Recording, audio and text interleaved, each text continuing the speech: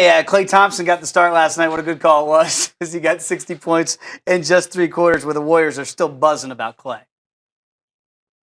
The right thing to do is to take him out. Yeah. The last thing you want is to roll an ankle, and you don't want to rub it into your opponent either. We had the game in hand. The game called for him to come out.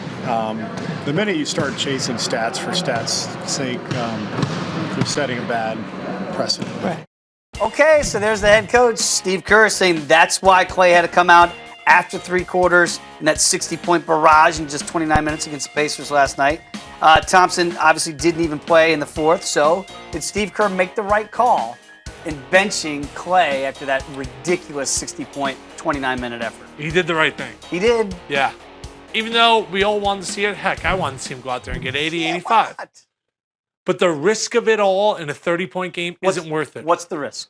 The risk is 2 things. One, somehow, some way he gets hurt.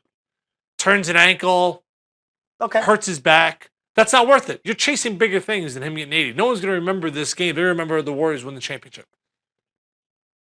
If he got 80, we'd remember that.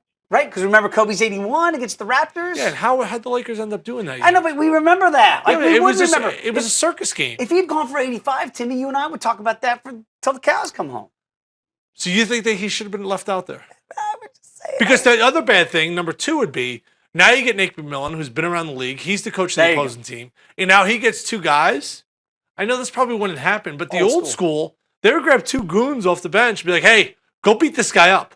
You know, go hit this guy. Go foul this guy. If he comes in the lane. Make this guy, yeah. But like, it's one thing in the rhythm of the game. And if this game's like even a 12 or 15-point game, I'm okay with him going out there. David, it was 30, and the game was clearly over. The risk of it, the risk was far too big that it outweighs the reward. Well, so let's just say hypothetically, you're on Nate McMillan's bench, and you see Klay trotting out there to begin the 4th quarter.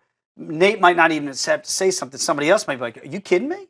They're going to put this guy back out there? Yeah, like that? I think it says a lot about this generation's type of NBA player, where they're making so much money that the old school guys getting embarrassed like that. How about your dad? How about if your dad was playing? I think even Antoine Walker, those guys wouldn't take any of that. They wouldn't? No. Okay, and Steve Kerr's an old school guy. Nate McMillan, old school guy. I think it was a respect for the game. I know that sounds boring and that sucks, but they did the right